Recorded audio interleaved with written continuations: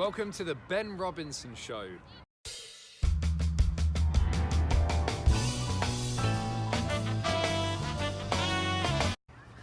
How long are you waiting to say that? Welcome to this week's McInnes marketing video, guys. Today we are going to talk about special assessments and special levies a little bit more in detail. So what a special assessment and a special levy is very common when you're living in stratified properties. An assessment is, as it sounds, an assessment of cost for a repair typically. So if, for example, there is a roof leak in a building and it's been patched a number of times as the leak appears over the last couple of years and it's no longer economical to continue to patch, they're going to assess to replace the roof. So when this happens, they've got two options to get the money for the replacement. The first option is go to the CRF, or the Contingency Reserve Fund, which is like the building savings account. Percentage of your strata fees goes into this, among other things, to build this account up. They can pull the money out of that. And the second option is for them to assess the owners in the building to pull new money into the building to pay for the repair. So the assessment is how much money the total repair needs, and then they will break up by way of unit entitlement the assessment fee to each owner. And just to be clear, this decision is made by way of 3/4 vote by you and all your fellow owners in the building. So you do have say in which direction this money comes from. Yeah, so as that vote goes, you'll vote whether all of the funds will be taken from the reserve fund, or it's all going to be special assessment and a cost to the owners, or it could be a mixture of the two as well. And these are all people who are also owners, who are all in the same circumstances as you, so it's not kind of like the big bad wolf of like a management company who are just trying to get money from you at all. You'll have that vote along with the cost of your unit entitlement as well. So if somebody's maybe double the size of you, it doesn't mean that it's all going to be split evenly and you're going to pay that price as well when they are double the size. So it's important to note, guys, this is only for stratified properties, and as if you've been watching our videos, you'll know a stratified property can be 2 properties or more.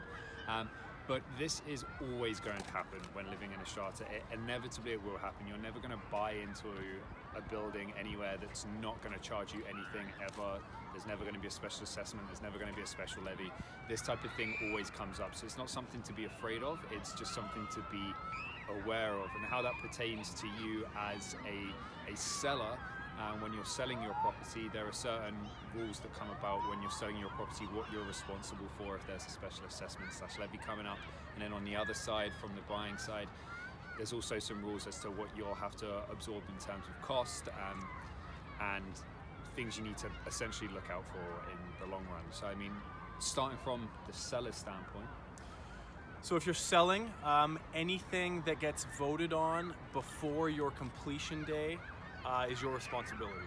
So if I can't make that any clearer. Yeah. So I mean, and even if let's say you're buying a property and there's a tenant in there right now, or you're selling a property and your tenant is in there right now. You sell today, February 14th. Happy Valentine's, buddy. February 14th, but you're not actually going to complete that contract until the tenant is out. So you don't take possession and completion of this property until May 1st. Although the property technically sold today and subjects were removed today, if a vote happens before that completion date of May 1st, that is still down to the current seller to pay it, even though subjects have been removed and confirmed. So typically the easiest way to think about it is whoever is on title when the decision to, let's say, assess for further money gets decided is who's responsible for that cost. Yeah. So if you buy in Ben's circumstance, May 1st happens, and then the evening of May 2nd, there's a catastrophic event, and they need money, and there's a vote, you are responsible as the new buyer. Yes, indeed. You'll usually find a bylaw as well that will state that all of the fee is due from the current owner of the property. So even if it's like a $5,000 fee and they're going to take it in 2 or 3 installments in 6-month periods of time, you are still due to pay all of those. So then on a buying side of things, completely flipping it on the opposite. When you purchase into a property, if there's something that's already voted upon, hasn't been paid yet, but has been voted upon, that's not going to fall down to you, that's going to fall down to the current seller. But alternatively, if there's some big work which is maybe coming up, which has been mentioned and discussed, likelihood is you're going to be responsible for that after the completion date, even though it's been discussed in, say, the minutes or a depreciation report as well. But not voted on. Yes. So, for example, again, if today the vote happens and I'm the current owner and the staggered payments for the assessment are over the next 3 months, and Ben is the buyer and we complete in 30 days, there's obviously those outstanding payments that all gets brought together in the statement of adjustments, which you'll deal with your notary or lawyer at the end of the real estate transaction, and I, as in the seller, will pay for those fees, even though they're beyond the date that I still own the property. Because the vote has been done, the decision's been made, I'm responsible for all payments, no matter how far out they go. So a lot of the times, guys, as well, in these documents you'll see, or in these minutes, if it's been proposed and discussed, you'll see like a one-off fee, which is usually like a total cost. So if something's like 200,000, you're going to see that and essentially panic, but always remember it's going to be split into unit entitlement, so it's not going to be you paying $200,000 yourself. So a lot of the times there's concern and worry where there doesn't need to be, but as long as you go into this knowing that this is going to happen at some time, like we said, you're never going to not come across this if you're living in a stratified property.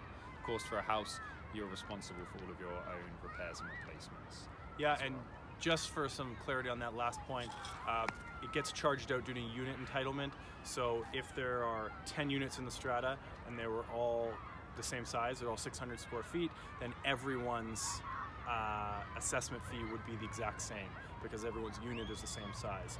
The percentage of livable square footage in the entire building that you own is your unit entitlement.